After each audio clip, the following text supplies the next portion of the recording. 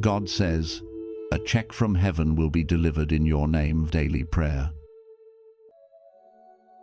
The title of today's reflection is a bold one, isn't it?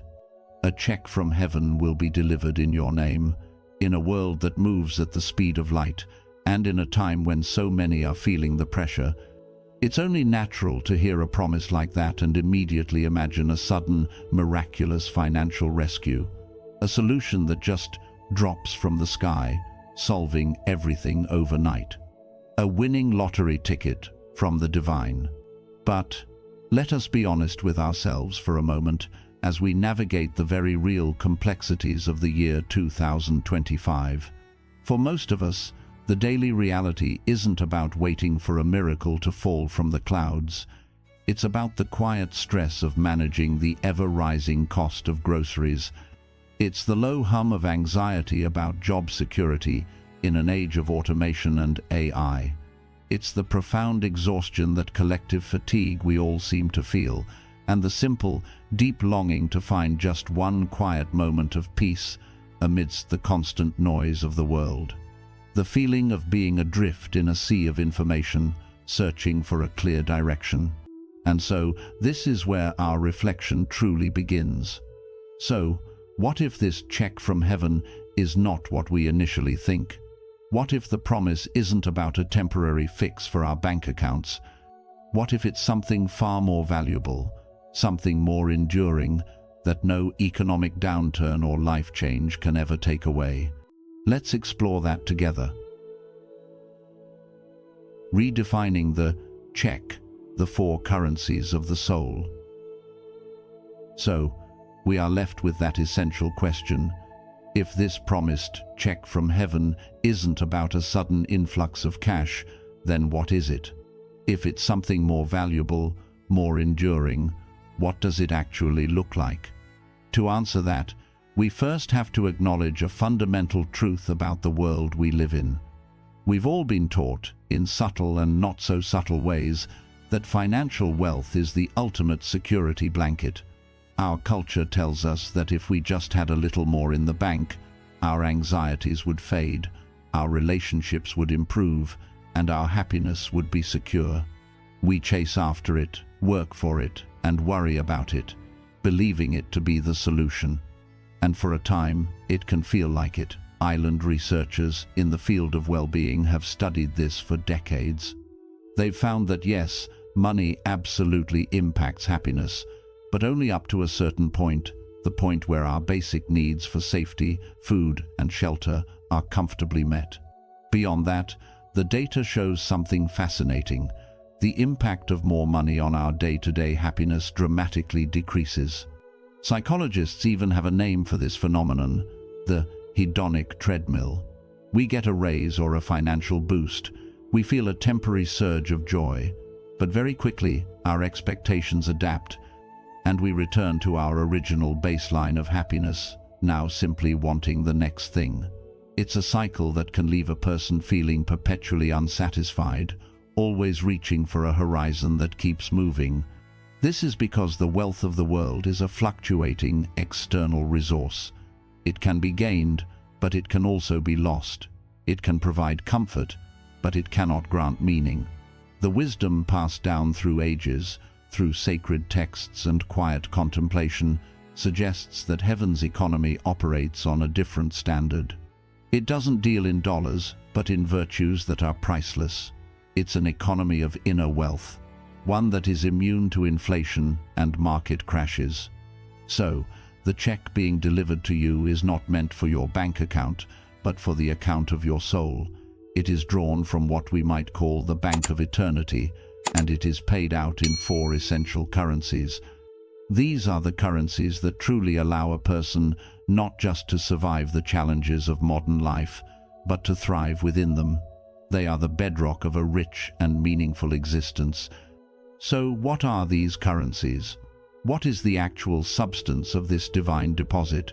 Let us name them clearly and intentionally. The first is the currency of clarity.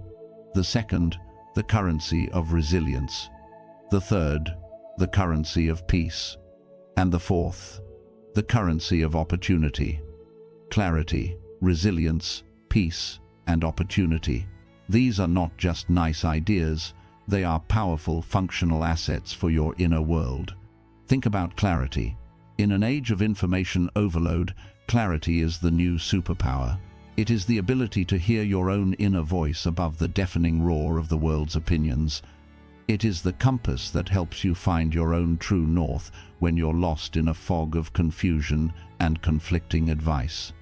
This is deeply connected to what modern psychology calls emotional intelligence, the capacity to understand yourself, your values, and what truly drives you. Without clarity, all the money in the world can't keep you from making poor decisions or walking down a path that isn't truly yours. Then, there is resilience. This is the spiritual equivalent of a strong immune system. It isn't the promise that you will never get knocked down. Life guarantees that you will.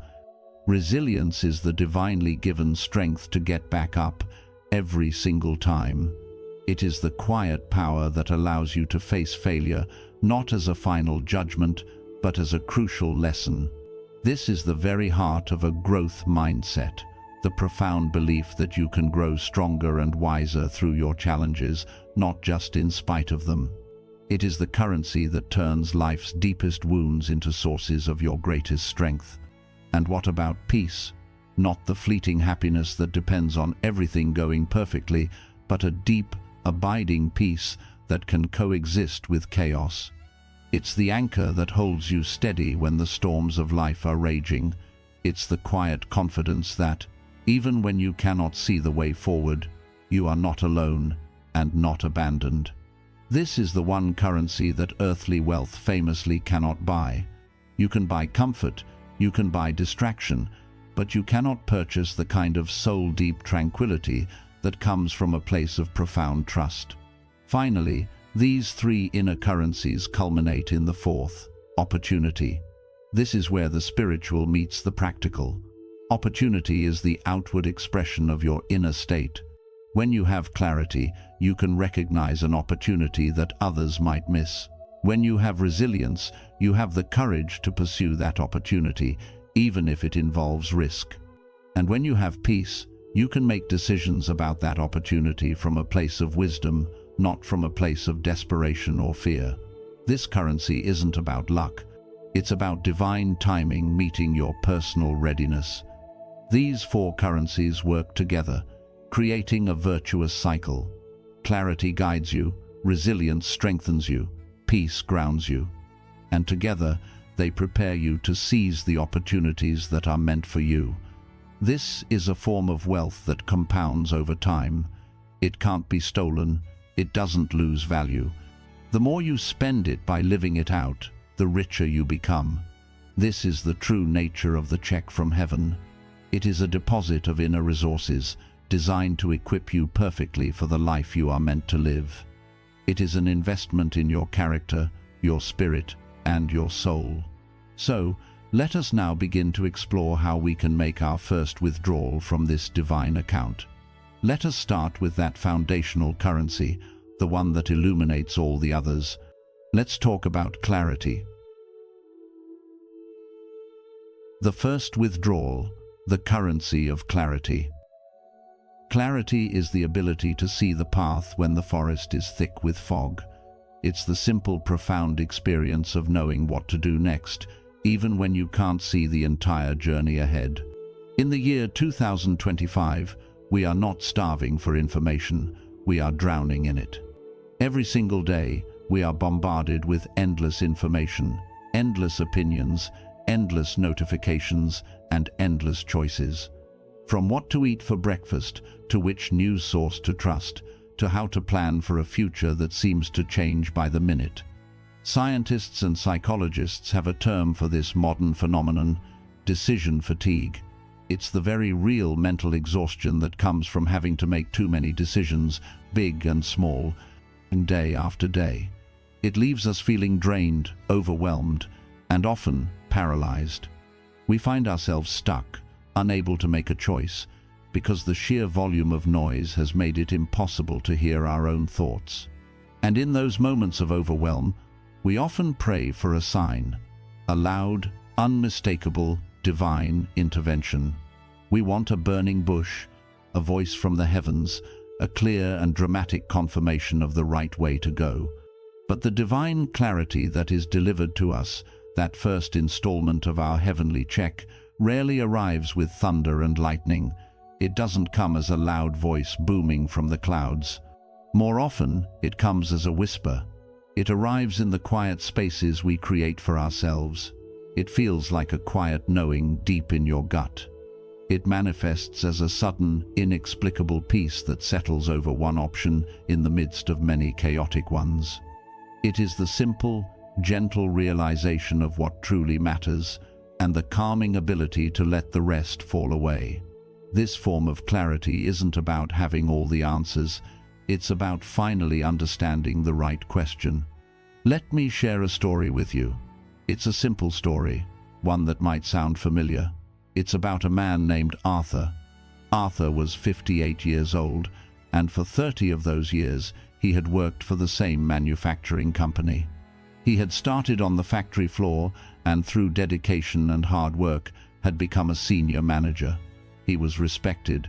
He was good at his job. It was his identity. His entire professional life was built within the sturdy brick walls of that company. But the world was changing.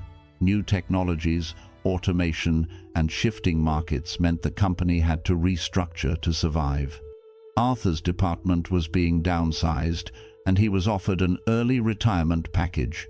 It was a generous package, on paper, but to Arthur, it felt like a judgment. It felt like the world he had known and mastered was telling him he was no longer needed. He was filled with a dizzying mix of fear, anger, and confusion. What was he supposed to do now? He was too young to simply stop working, yet he felt too old to start over. Every day, his mind raced. Should he look for another management job in a shrinking industry? Should he start a consulting business, competing with younger, more tech-savvy people? Should he just take the package and try to live a smaller life, his best years behind him? His nights were sleepless. He would scroll endlessly through job postings, each one making him feel more inadequate than the last. His wife, seeing the growing anxiety in his eyes, tried to help, offering suggestions that Arthur would quickly dismiss. His mind was a storm of what-ifs and shoulds. He was completely lost in the fog. One morning, after another sleepless night, he couldn't bear to look at his computer screen. On an impulse, he put on his walking shoes and drove to a local park, a place he hadn't visited in years. It was a simple park with a small lake and a gravel path that wound through old oak trees. He started walking, with no destination in mind. At first, his mind was still racing, replaying the same anxieties. The noise from his inner world was so loud, he barely noticed the world around him. But as he continued to walk, something began to shift. The rhythmic crunch of his shoes on the gravel, the sight of the morning sun filtering through the leaves, the sound of ducks splashing in the water. Slowly, gently, the external world began to quiet the internal one. He found a bench overlooking the lake and just Saturday. He wasn't trying to solve his problem. He wasn't praying for an answer. For the first time in months, he was simply being still. He watched a father teaching his young daughter how to skip stones across the water. He noticed the intricate patterns of bark on an old tree. He felt the warmth of the sun on his face. The idea was absurd by any logical standard. It had nothing to do with his 30 years of management experience. There was no clear business plan. It was a hobby, not a career. Any financial advisor would have called it a reckless fantasy. But as the idea settled in his mind, something else settled with it. A profound sense of peace. The storm inside him began to calm, while the thought of applying for another corporate job filled him with dread. The thought of finding an old, forgotten chair and bringing it back to its former glory filled him with a quiet, inexplicable joy. Arthur didn't have a spreadsheet. He didn't have a 5-year plan. He didn't have the answer to every question. But on that park bench, in that moment of stillness, He received his withdrawal of clarity. He received the quiet knowing in his gut. He received the sudden peace about a difficult decision. He received the simple realization of what truly mattered to him, not what the world told him should matter. That was the check from heaven. It didn't solve all his problems overnight. He still had to figure out the practical steps. He had to convert his garage into a workshop, learn about running a small business, and build a client base from scratch. There were still challenges and moments of doubt.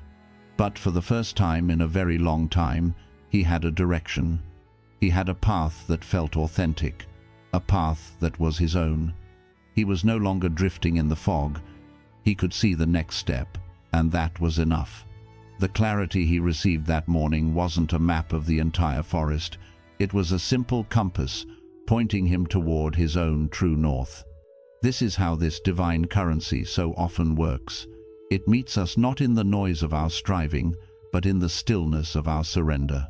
Practices like mindfulness, meditation, or simply taking a quiet walk in nature, which are now so well supported by science for their ability to calm the mind, are not New Age fads. They are ancient pathways to creating the inner silence where the whisper of clarity can finally be heard. So, as we think about our own lives, our own areas of confusion and overwhelm, the invitation is not to think harder or worry more. The invitation is to find our own park bench, to create a small, sacred space of stillness in our day, and to simply listen, to trust that in the quiet, the compass we so desperately need is waiting to be revealed. The second withdrawal, the currency of resilience. Clarity gives us a compass. It shows us the way, but a compass alone doesn't make the journey easy. The path it reveals will inevitably have steep hills, rough terrain, and unexpected storms. Knowing the right direction doesn't prevent us from stumbling. And that is why the second withdrawal from our heavenly account is so vital. This is the currency of resilience. If you have lived past the age of 45, if you have a few gray hairs and some lines around your eyes, then you know, on a deeply personal level, that life is not a straight line. It is not a gentle upward slope. You know this because you have lived it. You have known loss. You have known the sting of disappointment. You have known the cold, hard floor of failure. You have had your heart broken. You have seen plans you made with such hope and care crumble into dust. You have had to say goodbye to people you thought would be with you forever. This is not a pessimistic view of life. It is an honest one, and it is a truth that this part of our reflection is here to honor, not to dismiss. In our youth, we often believe resilience is about being invincible. We think it's about building walls so high that nothing can hurt us. We think it's about being so strong that we never fall. But life, in its profound and often painful wisdom, teaches us something different. It teaches us that true resilience has nothing to do with not falling. It has everything to do with getting back up. Resilience is the divine grace that turns scar tissue into strength. It is the stubborn, holy fire in your soul that refuses to be extinguished by the winds of adversity. It's that quiet, almost imperceptible whisper that comes to you in your darkest moments, the ones where you feel you have nothing left, and it says, "Get up, just one more time." This heavenly deposit of resilience is not about ignoring your pain. It's not about pretending you're fine when you're not. On the contrary, it's about honoring your pain. It's about having the courage to sit with your grief, to learn from your mistakes, and to integrate your failures into the fabric of who you are, making the tapestry of your life richer and more durable. It is the profound spiritual alchemy that refuses to let a difficult chapter become the final chapter of your story. History and psychology both offer us powerful testaments to this truth. We can look at the lives of figures like Abraham Lincoln, who endured a string of devastating personal and political failures before becoming one of the most consequential leaders in history, or J.K. Rowling, a single mother living on state benefits who faced a dozen rejections before Harry Potter found a publisher. Their stories are not remarkable because they never failed. They are remarkable because their resilience was greater than their setbacks. In the field of psychology, there is a powerful concept known as post-traumatic growth. It's a phenomenon that researchers have observed in people who have gone through immense hardship, soldiers returning from war, survivors of natural disasters, people who have faced life-threatening illnesses. The research shows that while many experience trauma, a significant number of people, after a period of struggle, report positive changes in their lives. They don't just bounce back to where they were before, they bounce forward. They report a greater appreciation for life, deeper relationships, a stronger sense of personal strength, and a more profound sense of spiritual purpose. This is resilience in action. It is the living proof that the human spirit, when infused with grace, is not designed to be fragile. It is designed to be anti-fragile. Like a bone that breaks and heals back stronger in that very spot, the soul can mend in a way that makes it more capable, more compassionate, and more wise. Think about your own life.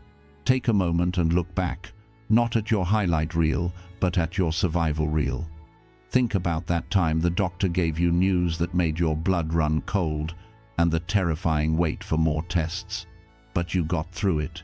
You're still here. Think about the profound grief of losing a parent, or a friend, or a dream you held so dear. The kind of grief that felt like a physical weight, making it hard to breathe, but you kept breathing, and you're still here. Think about that financial crisis that kept you awake night after night, staring at the ceiling, wondering how you would ever make it through, but you found a way. You made it through. Think about the personal betrayals that shattered your trust, that made you question everything, but you learned to trust again, perhaps more wisely this time. Each of these experiences, at the time, may have felt like an ending, but look at you now. They were not endings. They were crucibles. They were forging fires. You may have walked out of them with scars, but you did not walk out empty-handed. You walked out with a deeper capacity for empathy. You walked out with a wisdom that cannot be learned in a book. You walked out with a quiet, unshakable strength that you may not even recognize in yourself. This is your accrued wealth of resilience. It is a spiritual bank account that has been growing with every challenge you have ever faced. So when we speak of this heavenly check, this is what we mean. It is not a promise of a life without problems. That is a promise for children's fairy tales. The divine promise is far more real and far more powerful. It is the promise that you will be given the strength you need for the day you are in. It is the assurance that within you has been planted an unbreakable seed of strength. Your part is to water that seed. You water it by remembering your own history of survival. You water it by choosing to see your scars not as signs of weakness, but as emblems of your strength. You water it by refusing to let your past failures define your future potential. When the next storm comes, and it will, this currency of resilience is what you will draw upon. It will allow you to bend without breaking. It will be the anchor that holds you fast. It will be the quiet voice that reminds you, as it has so many times before, you have been through fire, you are still standing. Get up, just one more time. The third withdrawal, the currency of peace. Clarity shows us the way. Resilience gives us the strength to walk it. But what sustains us on the journey? What do we hold on to when the path is long and our strength begins to fade? This brings us to our third withdrawal, perhaps the most mysterious and the most sought-after currency of all. This is the currency of peace. Let us be very clear about what we mean by peace. The world we live in often confuses peace with something else entirely. Happiness. The world promises happiness. It sells it to us in the form of a new car, a perfect vacation, a successful career, or the approval of others, and happiness is a wonderful feeling, but it is fleeting. It is a butterfly that lands on your shoulder for a moment and is gone with the next breeze. It is almost always dependent on external circumstances. We are happy because something good happened. We are happy when things are going our way. But heaven offers something different, something deeper. It offers peace. And peace is not a butterfly, it is an anchor. Peace is not the absence of the storm. It is the steadfast calm at the center of the storm. It is a profound inner stillness that can coexist with outer chaos. This is a truth that wise souls have understood for centuries. The ancient Stoic philosophers, like Seneca and Marcus Aurelius, built their entire philosophy around this pursuit. They taught that the key to a tranquil life was to clearly distinguish between what is within our control and what is not. Our judgments, our responses, our character, these are within our control. The actions of others, the economy, our health, the weather, these are ultimately outside of our control. They taught that human suffering arises not from the events themselves, but from our desperate and futile attempt to control what we cannot. This is not a passive resignation. It is an active and courageous act of surrender. It is the wisdom to know where our own efforts end and where the grace of the divine must begin. Most of our anxiety, if we are honest with ourselves, comes from clenching our fists. We clench our fists around our expectations for our children. We clench them around our financial plans for the future. We clench them around our health, trying to control a body that is, by its very nature, fragile and impermanent. We live our lives with our muscles tensed, our jaws tight, bracing for the next blow, trying to manage every possible outcome, and it is utterly exhausting. The constant vigilance, the endless worry, it takes a physical toll. Medical science has shown us, unequivocally, that chronic stress elevates our blood pressure, disrupts our sleep, and weakens our immune system. We are literally making ourselves sick by trying to carry burdens we were never meant to carry alone. The heavenly check of peace is a gift you receive when you finally unclench your fists. It is the deep, soul-level exhale that happens when you surrender the need to control every outcome. It is the profound and liberating trust that even when you cannot see the shore, you are not adrift alone. Let's imagine this for a moment. Think of a worry that is sitting on your shoulders right now, something that has been a constant companion, a low hum of anxiety in the back of your mind. It could be about a loved one's well-being. It could be about a financial uncertainty. It could be a fear about the future. Just bring it to mind. Feel the tension it creates in your body. Perhaps your shoulders tighten or your stomach clenches. That is the feeling of control. That is the feeling of carrying it all by yourself. Now, imagine gently, intentionally, opening your hands. Imagine placing that specific worry into your open palms. And in a quiet moment of prayer, of meditation, of simple trust, imagine offering it up. You are not discarding it. You are not pretending it doesn't exist. You are entrusting it to a care greater than your own. You are acknowledging, I have done all I can do. The rest is not in my hands. In that moment of release, something sacred happens. The problem may not have vanished. The uncertainty may still exist, but the weight of it is no longer yours alone to bear. And in the space that the weight once occupied, something else can enter. That something is peace. It is a peace that passes all understanding, as the ancient scripture says. It doesn't make logical sense. Why should I feel calm when the problem is still there? Why should I feel a sense of rest when the outcome is still unknown? It's because this peace is not a product of your circumstances. It is a product of your connection to the divine. It is the felt presence of grace. It is the quiet, unshakable assurance that you are being held. This is a currency you can draw upon at any moment. When you are stuck in traffic and feel your frustration rising, You can unclench your fists and receive peace. When you receive a difficult email and feel your anxiety spike, you can take a deep breath, open your hands, and receive peace. Before you go to sleep, instead of letting your worries spiral, you can consciously entrust them to the night and receive the peace that allows for true rest. This peace is your sanctuary. It is the quiet room inside your own heart that you can retreat to, no matter how loud the world outside becomes. It is a gift, freely offered. Our only task is to be willing to open our hands and our hearts to receive it. The final withdrawal, the currency of opportunity. We have journeyed inward. We have received the compass of clarity, which gives us direction. We have been reminded of the deep well of resilience within us, which gives us strength. And we have learned to access the sanctuary of peace, which gives us stability in the storm.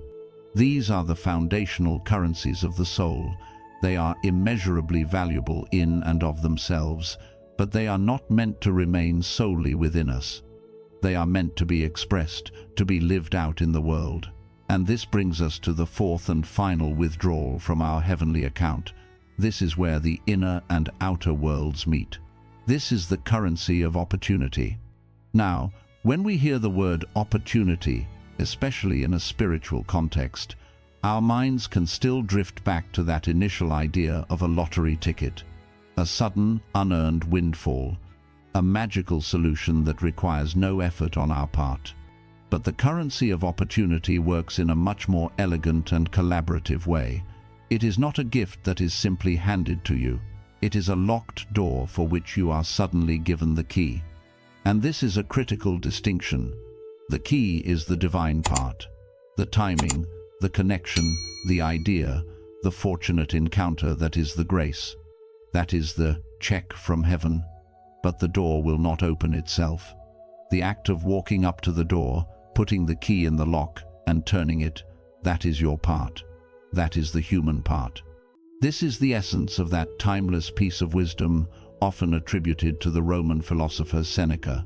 Luck is what happens when preparation meets opportunity. In spiritual terms, we might say that a blessing is what happens when our readiness meets divine timing. Let's look at how the other three currencies prepare us for this very moment. Your clarity is what allows you to even see the door in the first place. An opportunity can be standing right in front of us, but if our minds are cluttered with fear, doubt, and indecision, we will walk right past it. Clarity clears the fog. It helps us recognize the quiet synchronicity, the chance meeting that feels significant, the unexpected idea that resonates with our soul. It helps us distinguish a true door from a painted-on distraction. Your resilience is what gives you the strength to turn the key. Almost every meaningful opportunity involves some level of risk or challenge. It requires you to step out of your comfort zone. It asks you to try something new, to be vulnerable, to face the possibility of failure. Without the deep-seated knowledge that you have survived challenges before, fear would keep you paralyzed. But your resilience, born from your life's own history of survival, provides the courage you need to take that step. It whispers, "You've faced worse than this. You are capable." And your peace is what keeps you calm and centered as you step through the doorway into the unknown. An opportunity pursued from a place of desperation or anxiety is often mismanaged. We rush, we make poor decisions, we get discouraged by the first obstacle. But a person grounded in peace can approach an opportunity with wisdom and patience. They can navigate the inevitable challenges with a steady hand and a clear mind, trusting the process instead of trying to force the outcome. Do you see the beautiful interplay? The divine provides the opportunity. Our role is to provide the readiness. Heaven provides the key. Our work is to become the kind of person who has the clarity to see the door, the resilience to turn the lock, and the peace to walk through it with grace.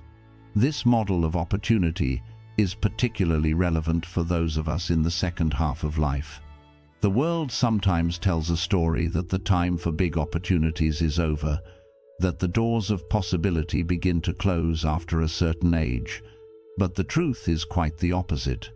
Your life experience, your accrued wisdom, and your hard-won resilience have been preparing you for opportunities that were simply not available to your younger, less seasoned self. Think of the stories we see all around us.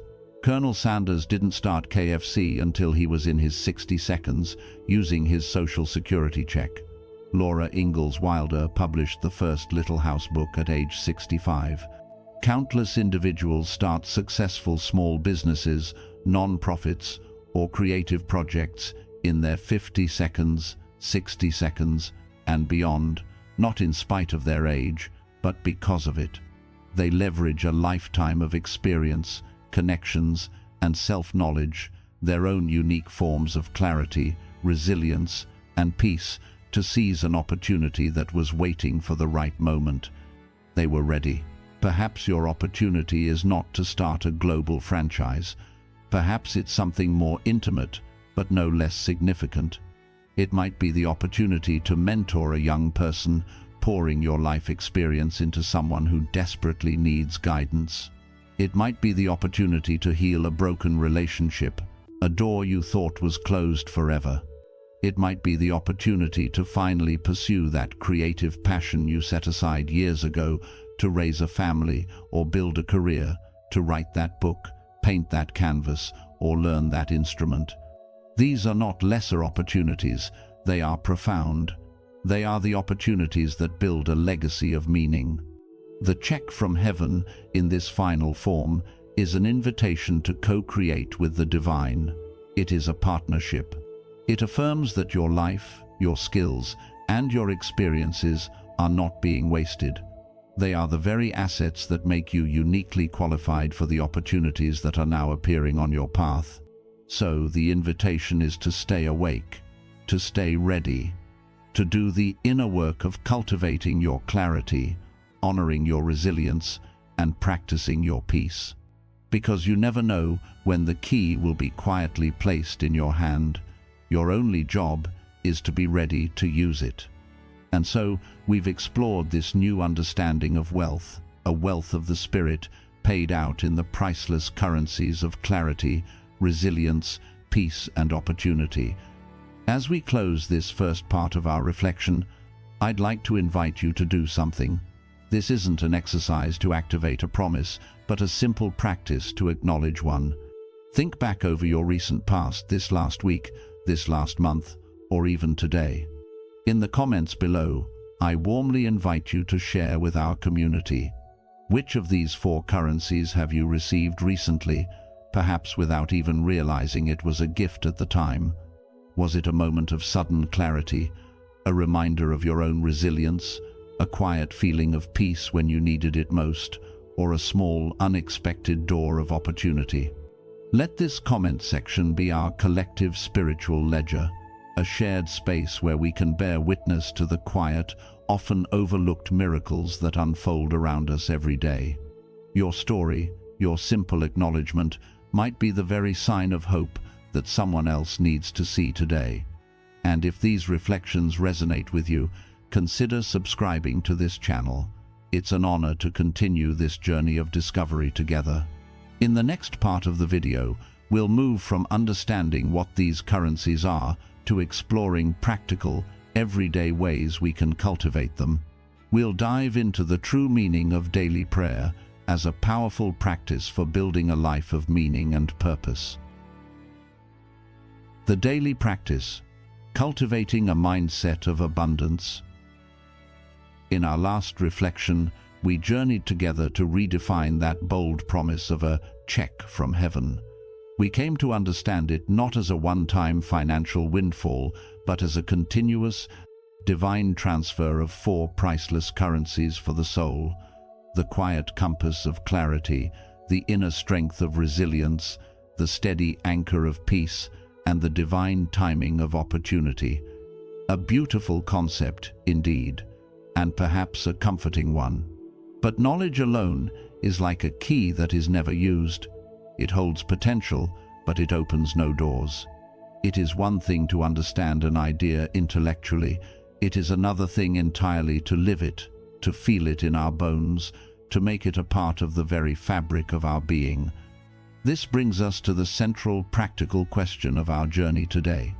How do we move from simply understanding this truth to embodying it?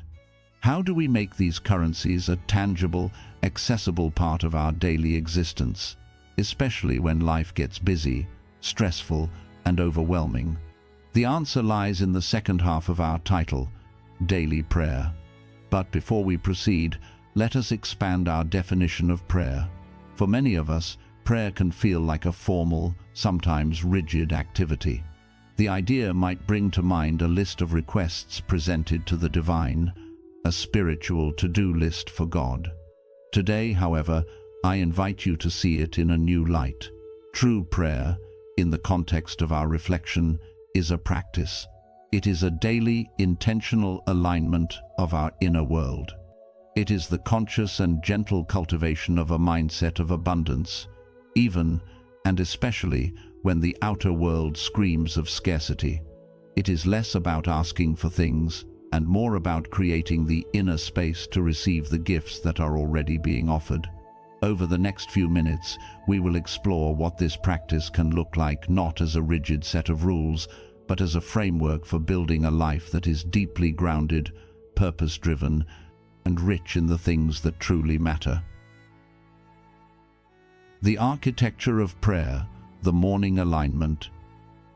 So, where do we begin this practice? It begins in the quiet moments just after you wake. Before your feet touch the floor, before you reach for your phone, before the world has a chance to rush in and tell you who you are, what you need to worry about, or what you lack, you have a sacred window of opportunity.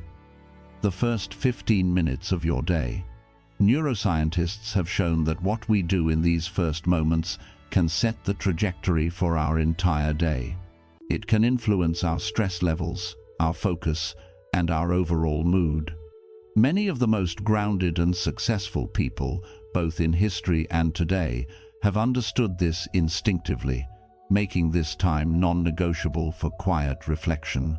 This is where you build the architecture of your inner state for the day ahead. It is your private, personal alignment.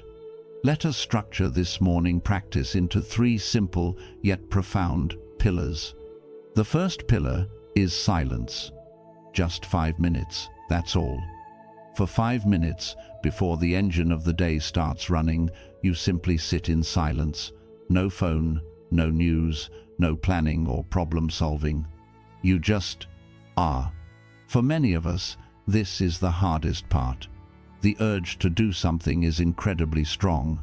Our minds will want to immediately start making lists, replaying conversations, or worrying about the future. The practice of silence is not about forcing these thoughts to disappear. That's impossible. It is simply about letting them come and go, without getting attached to them, like watching clouds drift across the sky. In this silence, you are not doing nothing. You are doing something incredibly important. You are creating space for your soul to breathe. In the relentless noise of modern life, silence is a sanctuary. It is the fertile ground where intuition can take root. The rest of the day will be filled with speaking, acting, and reacting.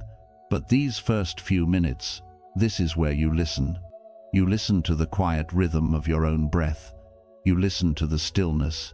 And in that stillness, you reconnect with the calm, centered part of yourself that so often gets drowned out by the demands of the day. This simple act of silence lowers the cortisol, the stress hormone, in your system and sets a tone of calm rather than chaos for the hours to come. After you have spent a few minutes in the quiet, you move to the second pillar, gratitude. While still in that calm state, you consciously bring to mind 3 specific things you are grateful for. The key here is specificity. It's easy to say, "I'm grateful for my family," but the practice becomes much more powerful when you get specific. "I'm grateful for the sound of my partner's breathing as they sleep beside me," or "I'm grateful for the way my dog greets me with such joy." Let the things be small and immediate. the warmth of your blanket, the taste of that first sip of coffee, the sound of a bird outside your window, the simple, miraculous fact of a new day, a clean slate, a fresh start. As you bring each one to mind, try to actually feel the gratitude in your body. Let it be more than just a thought. Let it be a warm sensation in your chest, a gentle smile on your face. Gratitude is the tuning fork of the soul. It attunes your mind, your very being, to the frequency of abundance. It is a powerful act of defiance against the spirit of scarcity that tells us we are not enough and do not have enough. When you start your day by focusing on what you have rather than what you lack, you are training your brain to see the good. You are priming yourself to notice the small blessings that are scattered throughout your day, blessings you might otherwise overlook in a state of stress or hurry. It is a simple practice, but its cumulative effect is profound. It can literally rewire your brain for happiness and contentment. And now, having established a foundation of calm and a mindset of gratitude, you are ready for the third and final pillar, intention. This is where you gently and consciously choose your compass for the day. This is not a to-do list. A to-do list is about what you need to accomplish. An intention is about who you want to be while you are doing it.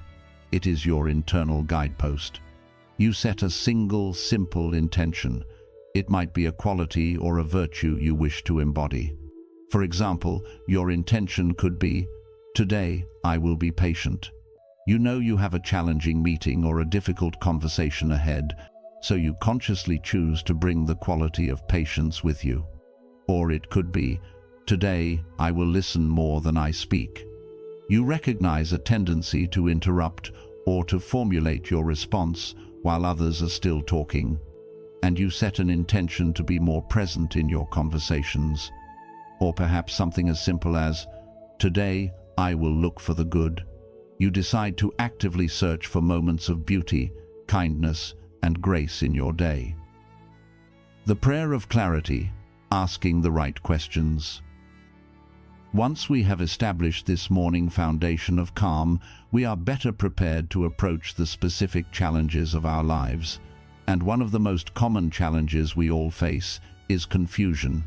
We arrive at a crossroads, a moment of decision, and we feel utterly lost. We don't know which way to turn. In these moments, our most common and heartfelt prayer is for clarity.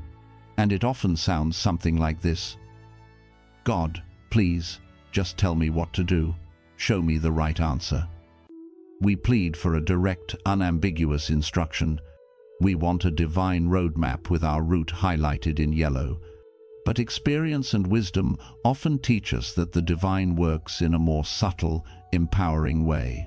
When we pray for clarity, we often ask, "God, what should I do?"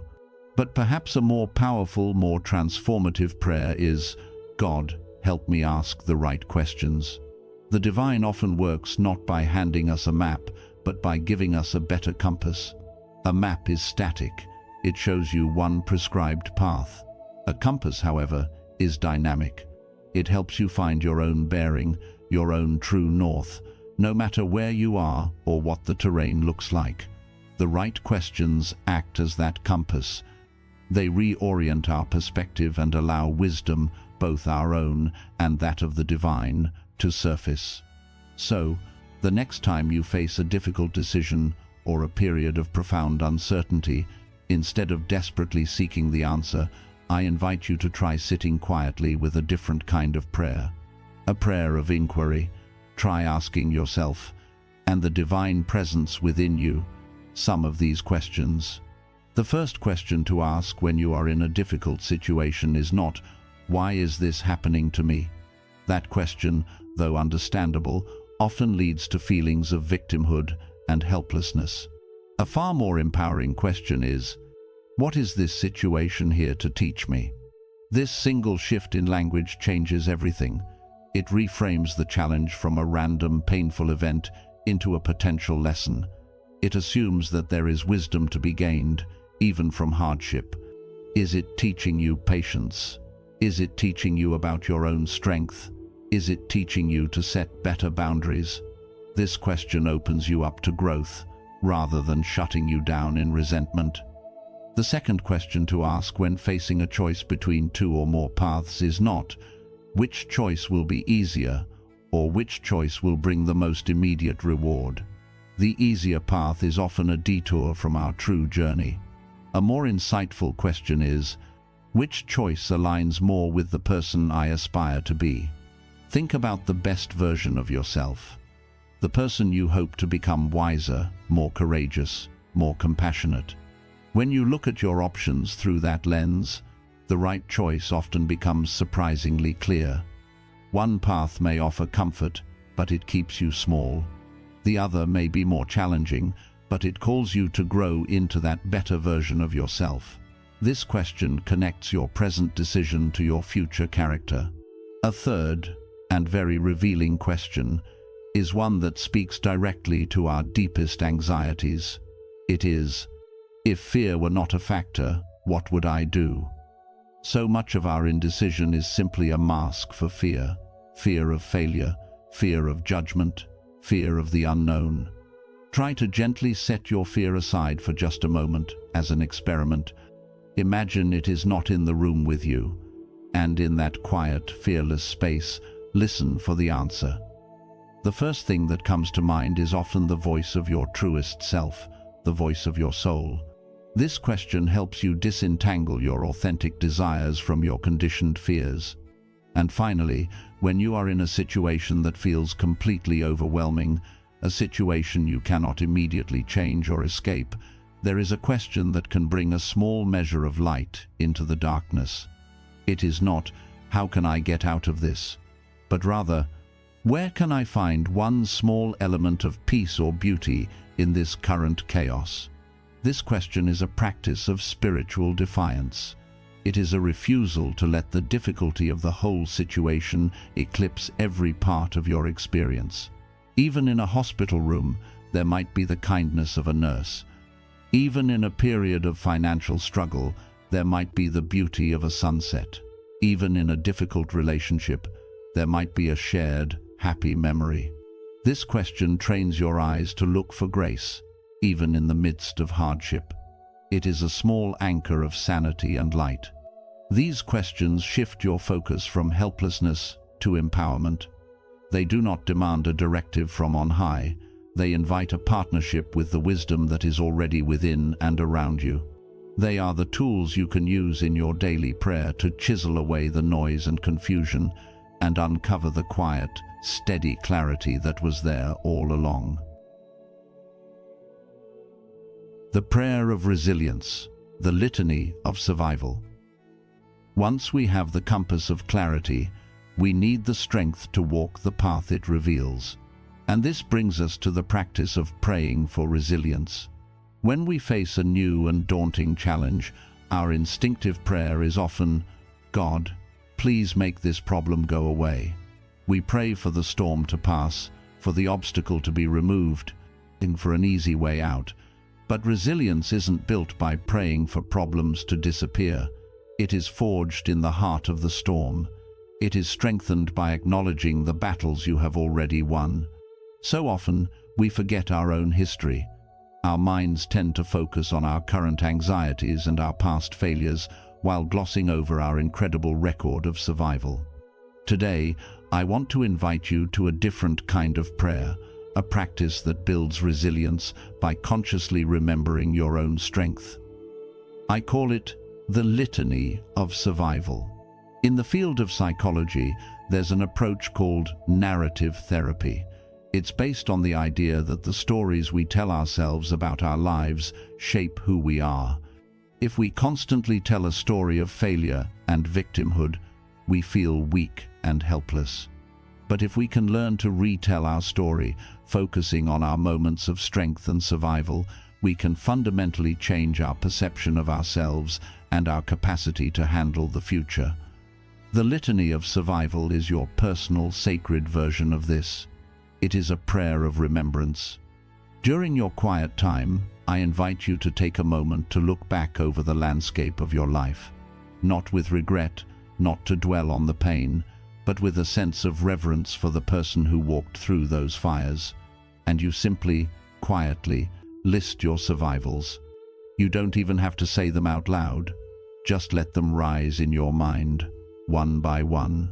It might sound something like this. I survived that devastating job loss in '08. I thought my world was over, but it wasn't. I survived the profound grief of losing my mother. I didn't think I could live without her, but I did. I survived that frightening health scare and the terrifying wait for the results. I survived the loneliness of that first year after the divorce. I survived raising teenagers. I survived caring for my aging father in his final years. I survived that betrayal that broke my heart and my trust. As you list them, feel the truth of them. These are not small things. These were mountains, and you climbed them. The person you are today was forged in those very experiences. Each one of these survivals is a testament. It is a stone in the foundation of your character. It is a receipt proving that you have been given the strength you needed in the past and will be given it again. This is not a prayer of petition, asking for something you don't have. It is a prayer of acknowledgement, recognizing the strength that is already woven into the very fabric of your being. It is you, bearing witness to your own spirit. And in remembering your strength, you fuel your capacity to face whatever comes next. When a new challenge appears on the horizon, a part of you will naturally feel fear. But another, deeper part of you, the part you have been strengthening with this practice, will be able to say, I have been here before. I have faced the unknown. I have walked through fire, and I am still standing. You are not a beginner at this game of life. Your history is your proof. The litany of survival is your prayer. The prayer of peace and opportunity, the practice of open hands. We have practiced prayers to find our direction and to remember our strength. Now, we come to the heart of our daily practice, a simple, physical ritual that connects us to the final two currencies, peace and opportunity. At first glance, peace and opportunity may seem like opposites. One is about stillness, surrender, and letting go. The other is about action, readiness, and moving forward. But in the spiritual realm, they are two sides of the same coin. They are the exhale and the inhale of a faithful life, and both are received through what I call the practice of open hands. This is not just a concept. It is something I invite you to experience, right here, right now, wherever you are. If you are in a place where you can do so comfortably, I invite you to participate. Gently unclench your fists, let your shoulders relax, and simply open your hands and place them on your lap or on the table in front of you, with the palms facing up. This is a posture of receiving. It is a physical signal to yourself and to the divine that you are moving from a state of striving to a state of acceptance. Just hold this posture for a moment and breathe. Now, I want you to bring your attention to your left hand. In your left hand, I invite you to mentally place everything you are trying to control, but cannot. Everything you are carrying that has become a heavy burden. Maybe it's a difficult relationship with a child or a friend. You've tried everything, and nothing has worked. Place that situation gently in your left hand. Maybe it's a financial uncertainty, a worry about retirement, or the economy, or an unexpected bill. Place that heavy concern in your left hand. Maybe it's a worry about your health, or the health of someone you love.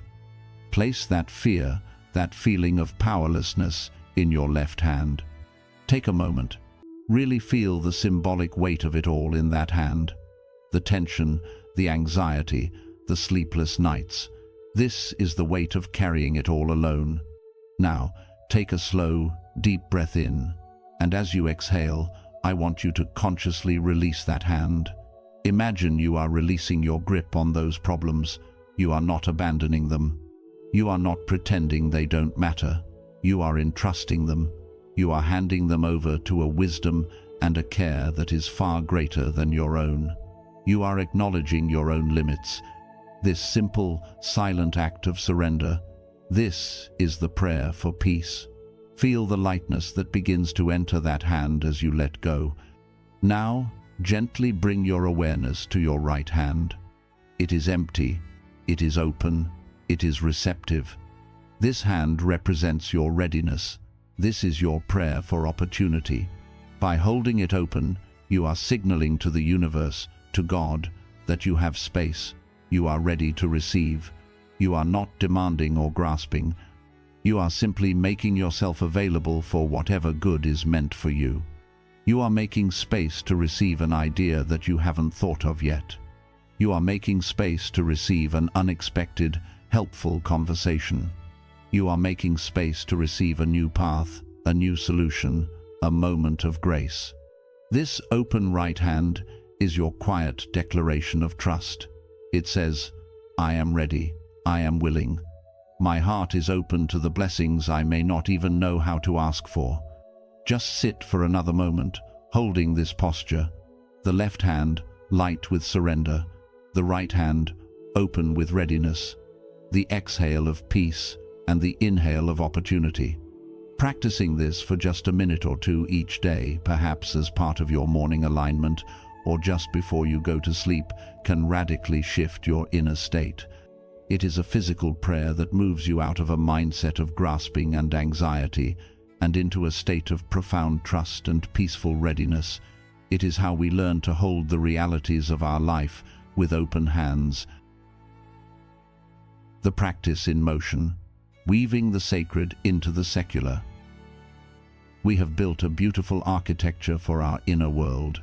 We have the morning practice to lay the foundation, the clarifying questions to guide our way, the litany of our own survival to remind us of our strength, and the open hands to practice surrender and welcome opportunity.